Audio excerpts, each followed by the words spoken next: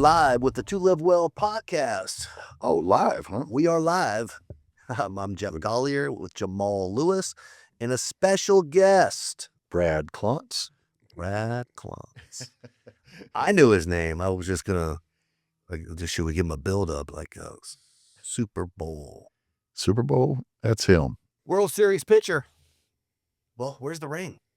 You know what? Once I got married, I had to retire it, so no need to wear it out in public anymore. Oh, so you just swapped. Yeah, exactly. Swapped it for the better. Nice. Which World Series was that? 95. 95. First one. Dang, 95. So I was in the ninth, 10th grade. Are you younger than me? Oh yeah, I was in the 10th grade. But I was in the city though. The city was, hey look, that's when the city was on fire. Buckhead days. Yeah. Oh. But I was more of I didn't really watch a lot of sports, but the Braves, at least the Braves were like winning. They was winning. TBS, America's team. We could go anywhere in any city and we'd have more fans than the other team. Maybe other than LA, New York, stuff like that. But Yeah. I mean, San Diego, Houston, any of those, places we went, it was packed with full Braves fans. Which begs the question, why did it take so long to get their own station again? You know what? It's good. It's a very good question, right? Players, I mean, they got fans everywhere. Yeah. And the fans have been hating it for how many years now? Right. So, but they kind of got it together this year. Something, I've read something about it, but I don't know. Yeah, they've actually pulled it from FanDuel, I believe, and then brought people over from the organization to create their own program. Okay. Their own channel. Well, they built their own little city over here, Yeah, that's right. which everybody's trying to mimic all around the country They're now. printing money here. Yeah. Yeah, they're doing something special. Yeah, they're Yeah. Well, the Braves front office said their whole team, from Mike Plant on down, Terry McGuirk, those guys are, of course, John Sherholz, they're geniuses. They put together this plan a long time ago. Don't forget about Schiller. Derek Schiller, yeah, that's true. In case he's listening. And but no, that whole group, man, they just had a vision when we were in Turner Field, and I remember when it was all coming to fruition, and when they finally announced it was like that's what the big secret was that nobody knew about, and now we're seeing reaping the benefits of having it here. ATL Live Well reaps the benefits of having it here. Yeah, absolutely. Good to have you on the show, sir. I mean, we were talking about Jamal's journey, and he came up to us with 295. Jamal looks good. Yeah, like he could play. But and he is the reason why I even came here. That's right, because you were trying to go to the Bahamas, Right. And when in a COVID test. Yep. they said go over here to this ATL. I bet. That's This crazy. is what, 5 years ago? Yeah. 4 or 5? 2020. It was right after pandemic. Wow, that's crazy. Yeah. Got me on my journey. I met this dude. That's unbelievable. I forgot. I mean, I remember that now, but Yeah. you had to jar my memory. That's what got me in. Yeah, and you strolled in with a mask on. Yeah. Single guy, 250 pounds, COVID, I had a lot of health issues that I didn't realize back then. So About ran over the manager and then said, wait a minute, who is that? correct. Yeah, that's a true story. When you traded out the rings? Yeah, traded out the ring. Fortunately for Jeff, had a lady working for him who I ended up marrying. Shout out to Stephanie Clontz. There you go. So Yeah. the journey, let's talk about it. Where do you want to start? Well, I mean, gosh, Do you remember the journey?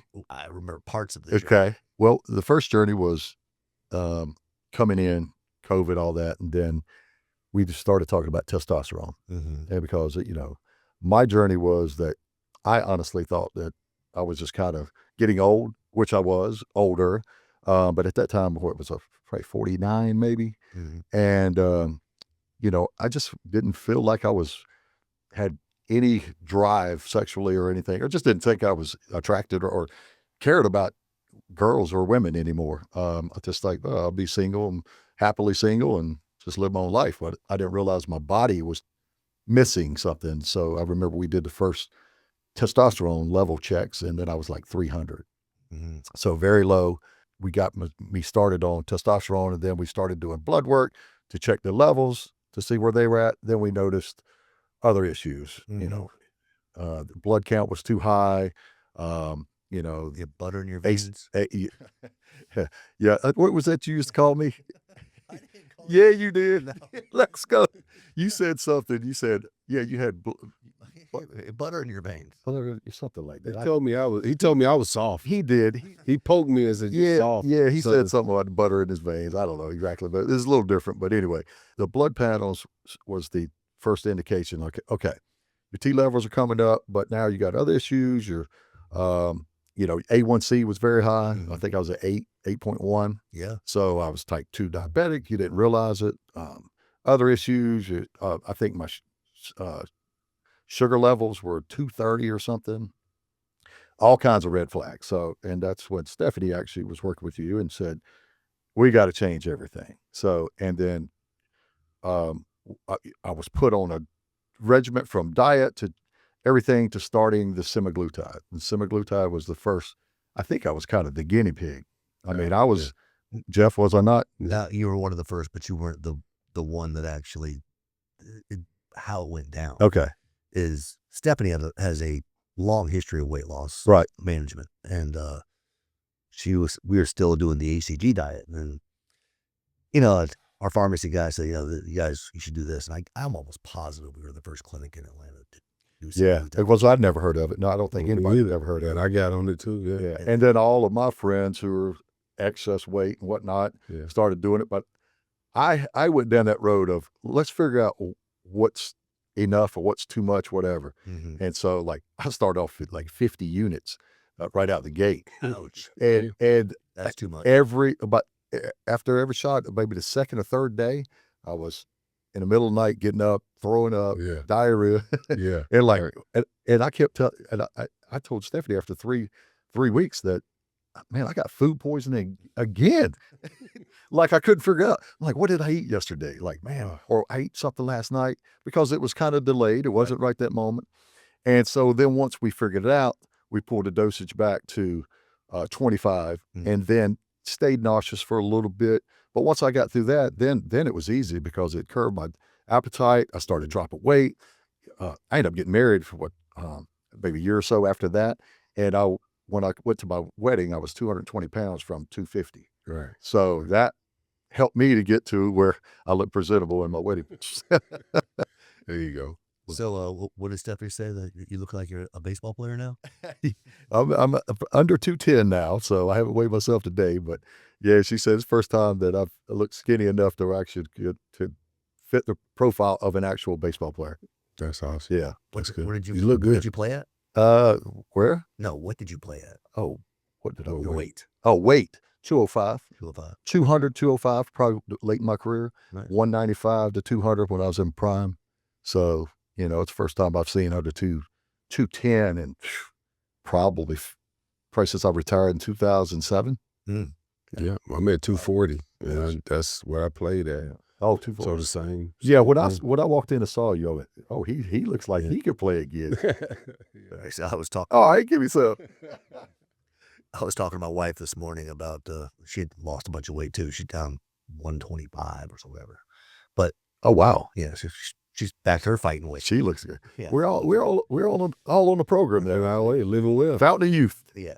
So, but I came up with a new tagline this morning to advertise. I was thinking, if you're not prepared to go shopping for new clothes, don't call me.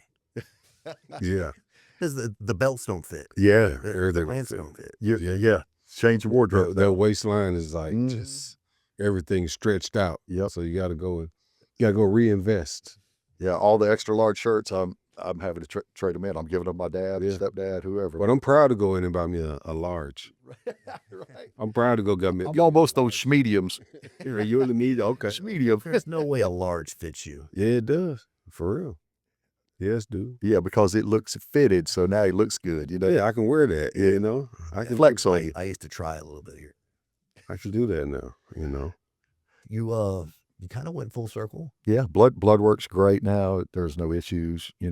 Testosterone still have to monitor that. A blood dump. I think back when we first started, I was having to do a blood dump once a month or quite often. Now it's stabilized. It's maybe twice a year. So that's cool because I don't really like putting that big number 2 pencil needle in my arm. Yeah. I came up with another technique. Oh yeah. Yeah, which using just an IV catheter and reversing it and then dumping it. And was that the one you do in the sink? Yeah. We, Oh no, I'm not. we strike that from the record. No, that's so much easier. It sounds like it, but that'd be a little tough to stomach. How's the golf game right now? Yeah, 5-5 handicap. So Nice. we're competing, Nice. but it's just now springtime, so now we get back into play a little more. So it should get better. But I feel like the older I got, the smarter I got on the golf course is because I don't try to hit it 350 anymore. I hit it 320. I went to the PXG lab last year, and bought some PXG. Oh, nice. And They do a good job. I could do anything in that simulator. I could cut it. I could fade it. What happens when you step on the grass? I could do fuck for shit. Yeah.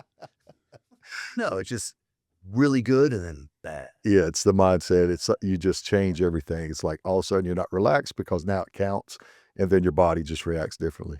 So Your mind reacts to it. Get all the bad thoughts, all the nervous habits. Speed up. When you could relax. Sound like when the lights come on out there on the field. Oh, and So he can't take the pressure. The lights coming on. You ever hear Steph Curry talk about his breathing?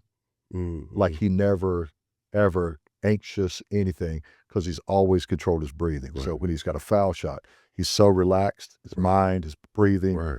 and plus he's the most conditioned athlete in the game. So, but that That has a lot makes to do with it. sense. That You makes slow sense. everything down. Because you can get a little, when you get out there. The yips. Yeah. I know when I get out there and I know I'm not good on the golf course and I got to go tee off and everybody's looking like. What's the first thing you said? I know I'm not good. Well, who are you trying to impress? Right, man. It's just, hey, the lights are on. Everybody is. Yeah, you're an athlete. Everybody's expecting for you to just crush it. But are they? It's better. Are they expecting you to? Not really. But nothing's better when you go up there and then you line it up and then pow, you make contact. That was me. And then everybody goes, oh, he can really play. Yeah, he could play. And then the next 17 holes They don't need to see all those. is garbage. They won't follow you around the course. Yeah, I'm done. You're not tired. The yips. You get the yips in pitching? No, but many of players did. Steve Sachs throwing the ball from second base to third. Mark Wohlers, if he ever listens to this, but he'll tell you, when Mark went into spring training every year, he had a problem of fielding on the pitcher's mound and that short throw to first base because it's kind of an in-between throw. You don't want to gas it over there and eat your first baseman up because you're close. And if you try to guide it, well, that's not a normal everyday throw. So it's either run it over and toss it underhand or throw it firm. And if you don't have that feel, and he throws 100 miles an hour. So for him, it was an in-between throw and it got in his head. So every spring he would have to go on the side field and work on it by himself because as a team, he would throw it away every single time. And then we were like, oh man, this is a problem. And then let's see, the one year in the big leagues, it actually came up during the season. And that's when he kind of fell apart that year. I don't remember what year that was. It was after I left. And, but he got through it, but it was a mental block of the yips or whatever you want to call it to where he had bad thoughts and could not overcome that bad thought with positive thoughts first. He just had to practice to get your mind to work with your body. Right. But he got through it and got back to the big leagues and had a good rest of his career. Best pitcher you ever played with? Best pitcher, Maddox. Maddox. Smoltzy, sorry, buddy, but Maddox was better. What batter did you want to see? Oh, Larry Walker. He's a Hall of Famer. That Canadian man, that boy. I think he was, you can look it up, he was probably like 6 for 8 off of me with 2 home runs and 4 doubles. It could be 5 for 7, but I don't ever remember getting him out. I know I got him out at least once, but a couple home runs in Coors Field, and I just didn't feel like I could throw anything that he wasn't going to hit. When you came in, I mean, they weren't looking at that same pitch. I mean, you came in with something that they hadn't seen all day. Yeah, but a sidearmer, like a lefty, he was lefty, they could dive in because the ball's always sinking, running away. They don't respect you to be able to throw strikes inside on the inner corner consistently. So they're just going to wait for something to run back out over the plate. He stood so far off the plate, everything looked like it was down the middle. Yeah. So, and he could reach, he would dive into the ball. So he'd give you that perception of he's standing way away. I can't throw it in, but he's actually diving, so you should throw it in. So he ties himself up and jams himself. But if you don't get it in, then it's a home run or a double. He was that good. Barry Bonds, obviously, but I faced him twice. I walked him once and struck him out once. So, I didn't face him enough to worry about him. But although, You know, he was. You could ask everybody. He's the greatest hitter ever. Was this when he was at Pittsburgh, or was it? No, this was in San Francisco. San Francisco. Yeah, he was unbelievable. It seemed like the game really just slowed down for him. Yeah, I mean, he's so quick. Everything was a meatball. He was like Maddox as far as a hitter. He just has a plan, everything. He's thinking like a pitcher thinks. Even, you should watch the Instagram or the YouTube videos of him talking about Maddox, or they're on iPads talking about facing each other, and they tell you what each other was thinking during the whole thing. Is really, really cool. Oh, wow. Search it. That's interesting.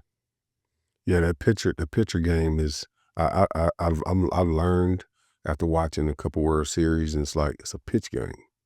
Like, who's up? It kind of determines, you know, the game or the flow or whatever. But that's pretty cool. You got guys that do not want you to beat you. I mean, Ohtani right now, I mean, people like that, you're not going to let that guy beat you. And sometimes you're forced to face it, bases loaded, something like that. But that's the last guy, Acuna. I mean, you do not let Ronald Acuna beat you, you know. And unfortunately, teams are trying to throw that fastball inside by him. And, that guy, I wish he had never been hurt. There's no telling what his numbers look like so far if he hadn't been hurt, because he's that good too. Yeah, I remember our coaches saying, look, you know, when we doing the scout report on a team, it was like, you know, you got a guy over there that's a real guy. And coach is going to say, like, look, he's going to make his plays. Let's just make sure he don't make a lot of them. That's right. Let's just limit the plays that he's going to make. Keep Jerry Rice in front of you, you know, yeah, that type like stuff like that. Like that's it. The scouting reports are great, right? Yeah, got to get them scouting reports. Got to follow them though. You got to follow them. You got to study them. You got to know them. You can't just be young. And I remember being young, it was like, hey, let's just, you know, I'm just going to go out here and play. But then after you start getting a little older, get a little slower, you got to know more. And that's when it comes into studying and knowing your opponent and stuff like that. You guys, I know you really had to know your opponent, because you had to know who you was facing, who was coming up, blah, blah, why I'm in here, why am I pitching, and this, that, and the other. So yeah, you know the one thing though is you always play to your strengths. No matter what the scouting report does, if you have any doubt, I always just relied on my strength. If I'm second guessing myself, I don't really want to throw this pitch because Bobby wants me to throw a fastball away, and I really committed to, in my mind, throwing a slider, you know, front door, back door slider, then I've got to override it, because you got to commit to what you think is the best for you. So as long as you commit in your head 1,000%, that's what you can do, you're going to execute it more times than not. Sometimes you got to override the scouting report just because it says pitch to him this way. Well, that's not my strength. I'm not going to do that if my strength says something else. Yeah. What were your pitches? Fastball, sinker, which was a sinking fastball, and a sweeping slider, frisbee, you know, sidearms kind of creates that frisbee effect. And then I had a changeup that was never good enough to rely on. I wish it was. I probably played 20 years in the big leagues. If I had a great changeup, that's the only thing held me from, you know, playing longer in the big leagues. Yeah, more off speed. Yeah, it wasn't consistent enough. I didn't trust it, you know. It's good some days, and then all of a sudden you hang a couple, and it's like, uh-oh, that's not there today. Now you're down to 2 pitches again. Tough to make a living on 2. 1 or 2 innings is not that bad, but just relief. Yeah, relief. Yeah, as a starter, be really tough. Unless you're Mariano Rivera, who throws a 97-mile-an-hour cutter, and that's 1 pitch. Yeah, nobody can hit it. Nasty. Cheater. Nasty pitch. I guess the best part of the show. The best part of the show, the second best part of the show, is for just to find out what your favorite, absolute favorite, besides the World Series, sporting event. Oh, college football. College football. I mean, everybody knows me. I'm Virginia Tech. Been going to games for 30 years, since 95, so 31 years now. Drive up and back 13 hours round trip for every single Virginia Tech home game. May have missed, I don't know, 6, 7 home games in 30 years. And that's a commitment. But the passion of Virginia Tech athletics, who paved my way into sports, and I was just a football fan. I met Bruce Smith in 1981 when he was All-American and set the record for sacks in the season. And and then Dale Curry a couple years later. So the 2 iconists, other than Mike Vick, Virginia Tech players. So that was kind of in my blood. So I can't wait for football season every year. Obviously, NFL is great, but not the passion of college football for me. But I enjoy NFL as much as anything. But I don't know, the Masters. I enjoy watching the Masters. I'd probably put that up there. The College Football Hall of Fame, not the College Football Hall of Fame, the College Football Playoffs. That's added some little flair to it too, with that. Do you like the 12 or do you think they go 16? I think you need to go up some more. One more, right? Go up some more, go up 16 and then, because it's a lot of teams. It's a lot of teams that deserve. You shouldn't have the issues like you had last year with, I think, the Notre Dame talk and somebody else. Texas had earned the right to maybe get back in that conversation. Let them in there. Yeah, some teams, they're peaking at the right time too. So let them get in there, But nowadays it's like, hey, you better lose early if you're going to lose in the season. Don't lose late because you'll be out of it. But they've added a lot of flair to it. It's going to be pretty interesting. But yeah, they do need to add more games. This is called the To Live Well podcast. What is Clontz doing to live well today? I'm vice president at Baha Mar for the casino. Nice. So I've been there for almost 8 years in July. So that's been a journey that, I didn't really know what to do after baseball. In 2007, retired. I knew the casino life because of Smoltz and Maddox and Chipper and everybody had me playing cards on the plane. So I was had that gambling instinct. Smoltz got me to my first casino ever in Philly. We went over to Atlantic City there's like 10 of us, went over for the night. And so I just always knew the industry from other casino hosts that I work with. And they always told me, because I used to compliment my casino host in New Orleans, a guy named Tom Tushbit. And I remember going out with him because he would take us to dinners and take us wherever, sporting events, Saints games, whatever they had, Mardi Gras. And I always told him he had a great gig, and I might want to do that one day. This is 1999. He always told me, he said, I think if you ever need a job after baseball because you didn't make enough money, then I think you'd be the best host ever. So I retired, hadn't made enough money, so I called him and asked him if he would hire me, and he got me into the business. That was 2009, and so now I'm 17 years into it and have kind of paid my way. He actually got the head job at Baha Mar almost 8 years ago, and he always told me he'd bring me with him, and so that's how I got there. So that journey of going to MGM with him and then him end up at Baha Mar's, I owe him a lot to be where I am today. How's the golf courses in the Bahamas? Ours is the best. There's 3 or 4 on island, but ours is the best. Tiger it's called Royal Blue. Tiger has Albany, his course over it. They have a huge marina. Lots of the PGA Tour guys, DeChambeau, Justin Rose, a lot of those guys are members over there. That one's great. I like our course aesthetically to the eye. It's more appealing. The greens, I would say at Tiger's course are better, more tour, faster, quicker, harder. But the overall conditions, I like Royal Blue better. Casino. Yeah. Casino. Fantastic, man. You get the win on the Caribbean is a way I like to describe it, because anytime you ever go to the Wynn, the decor in there is reds and the chandeliers, everything. When you walk into our casino, a lot of people say, man, it really it reminds me of the Wynn. So I like to say it has that Vegas feel, the decor. It's very luxurious resort. We're a $5 billion resort. We have a $300 billion water park, very high-end gambling, lots of high-end shopping. So it's not for your typical cruise ship guest, so to speak, because it's a little more expensive for the rooms, the food, beverage, the dining outlets, everything.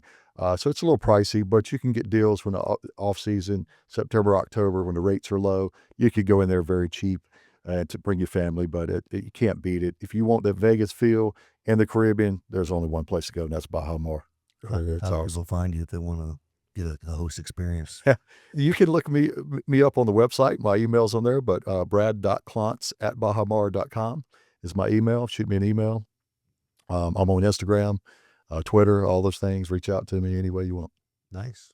He's just not available for anybody now, so don't just be calling trying to get your reservation. Right. We don't give away free room. You got to be gambling. Because you got a couple $100. I mean, typically, honestly, I deal in since I'm vice president now, I deal with a higher end volume. So typically a $25,000 level player and up is kind of what I cater to. We have Vegas. Look how many casinos in the U.S. you know, it used to be all Vegas, Atlantic City. Now look, they're everywhere. Mm-hmm. So there's a lot of players out there that haven't been. I mean, obviously they hear this podcast and say, "Oh, I didn't realize there was something nice in Bahamas." Now you have it. Right. No, that's a good spot. I'm happy you're there. I'm happy they got you into that. Jeff, how come you have not been there yet? You haven't been there yet? I have not. Oh, bro. So it's awesome. Oh, it's awesome. I haven't been there since they finished the water park. I know I came over. Yeah, they was finishing it up then, and I just never made it back over there. I gotta get back over there, but he's running all over the place. He needs to be in shape. It's The way he's a running big around property. there. It's huge. Our water park alone is 15 acres, Wow. and that's completely on the side of the resort. So you got to walk a half a mile just to get to the water park. And is See it the three? place. Is it 3 hotels? Yeah, Rosewood's hotels. super high end luxury. That's Grand Hyatt's more family oriented. We have 1,800 rooms at Grand Hyatt. 268, I think, is the official count. Rosewood, and then SLS is more your South Beach kind of party scene, younger crowd, more fashionable music in the lobbies, DJ, etc. They have their main pool, and then they have an adult pool, which is privileged, is their day club. So you're gonna get like a little Vegas Wet Republic type feel for that, DJs and stuff. But it's fun. It goes off. It's good. But the younger side. That's our side. That's, that's what me and you. Stay younger side. Stay younger side. The season. What is it? What is the season there? Honestly, peak season goes from let's go say right before Thanksgiving till the May 1st. Mm-hmm. Medium season, you're still going to be very busy most of May through June, probably June-ish, June through July and August. It's back to peak season because the summertime. With that water park, it was really opened the doors to a lot of travelers because they can bring the kids for the summer, experience the water park. They drop them off. You know, we have Explorers Club. You can sign them up at Explorers Club and leave them. Adults can go do their thing, and they're with a whole group, like almost like a camp for the whole day, every day, and they love that. You know, we've got aquariums. You feed. How much is that hand wave of yours? That was a bag. Yeah, but you could feed like the stingrays and nurse sharks and sea turtles, stuff like that on that's purpose cool. as well. So You been doing any fishing there? I have not, but everyone we do send out on fishing excursions comes back pleased with a lot of pictures. I know one of our restaurants, Katsuya, will prepare your catch if you bring it in, set that up. So I've had some guys. We do actually a fishing tournament in November. So we have a 50-foot Viking fishing boat. So we utilize that for some of our special VVIP invites. We'll do a tournament, 3-day tournament, and they go out in groups of, I think, 8 people. And then total catch, biggest catch, etc., will win prize money. Nice. Yeah, so it's pretty cool. And then they can bring it in and have Katsuya cook it up for them. So that's a real big hit. Nice. I like that. Yeah. Well, if you're ever at the Baha Mar, you see, there you go. I know where See it's the former Braves World Series pitcher walking around handling business. on the Two Live Well podcast. Brad Clontz, thank you for being here. Thanks for having me, man. It's good to be back. It's been a while. Yeah, good to see you, bro. You too, buddy. That's all, folks.